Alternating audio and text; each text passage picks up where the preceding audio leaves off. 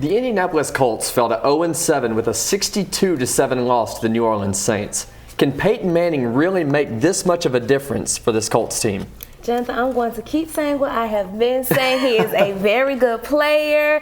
33 touchdowns, 17 interceptions. But like I keep saying, 0-7. To me, this is a cop-out. This is not an excuse. He had an unfortunate injury, I understand. But I do believe that their quarterback has to have more talent. Why not train these athletes over the summer? If something was to happen, what's our backup plan? You always need a backup plan. I believe that they're using it as a cop-out over and over again. He is not the only player. He does not just bring the best spirit to the team. You have to reinforce other players. You have to use your other assets. I will say this. I agree with you that the Indianapolis Colts did a poor job of grooming a backup, whether it be Curtis Painter or any Dan Orlovsky. Dan Orlovsky. A few years ago they had Jim Sorgi, a guy from Wisconsin. But the Indianapolis has made a bad choice of not grooming anybody. But you're talking about one of the best quarterbacks in the history of football at the highest level of football. So absolutely. But he means everything to the team. He does. I think they've lost a lot of momentum due to the fact that he is out, but I do believe that they should have a better quarterback. Yes, after 7 games, how bad do you really want it? Yeah, seriously. Moving to baseball, in Game 3 of the World Series, Cardinals first baseman Albert Pujols hit 3 home runs, a feat accomplished by only 2 other players in World Series history. When all is said and done, will Pujols be considered the greatest player in baseball history? Lewis, I know you have something coming up with that smile, but I want to talk first. Greatest is such a strong word. I'm not sure if I would rank him as the greatest right now or even at the end of his career. I really don't even think that he would be the best first baseman at this point. I really like Lou Gehrig and then Dan Brothers as well, who led in batting average. His numbers are great, but I'm not sure if he's the best all time. If they win games 6 and 7 because of him, then he could make a case for the world for being the best of all time. But we don't have enough time for that, unfortunately. I want to talk more. Regardless, Michigan State defeated previously unbeaten Wisconsin Saturday on a Hail Mary pass as time expired.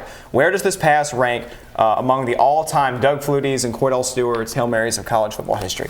I think it's definitely up there with it, but I would rank it even behind the Bluegrass Miracle, LSU against Kentucky back around 02, 03, 04, somewhere in that area with Marcus Randall and it was Marcus Randall and Michael Clayton in that game. It reminded me a lot of Doug Flutie's Hail Mary in the Boston College-Miami game, and that about 45 yards out, rolls right and throws, except Flutie's made it over the heads of his defenders. I'm not sure if it's the best.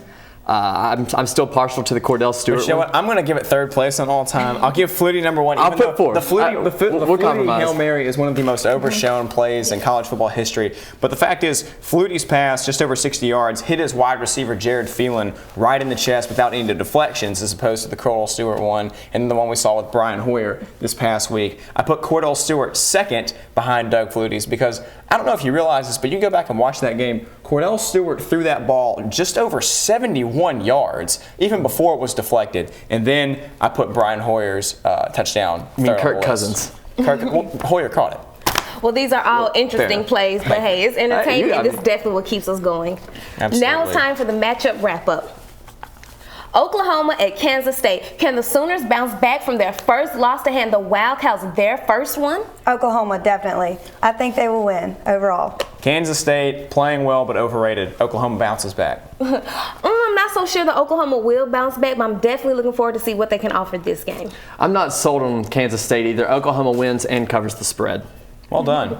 Michigan State at Nebraska. Can Sparty beat its third straight ranked team? Michigan State. I think they have that spark behind them. They're gonna pull out a victory for sure. I love Rex Burkhead. Cool name, cool running back. Made big plays a few weeks ago. Unfortunately, Michigan State, a more complete team. Nebraska can't throw. I'm going to agree. Michigan State all the way. I have nothing bad to say about this team at this moment. I'm liking where I'm headed right now because I'm going to be the only one that differs, and every time I've done that, I've won. I'm going Nebraska, and this one, they get it done in front of the home crowd. Stanford at USC. Can the Trojans spoil the Cardinals' season? I will say no. Andrew Luck is Heisman candidate. Love this guy. He's a lot better than Matt Barkley in that USC defense. Andrew Luck comes through. Stanford wins. How can you dare go against Luck? I mean, hey, it speaks for itself. Andrew Luck and Stanford get past the suspect USC pass defense. Well, that's all the time we have on the Sports Zone. Please like us on Facebook, follow us on Twitter, and check out our YouTube page. Join us again next time on the Sports Zone.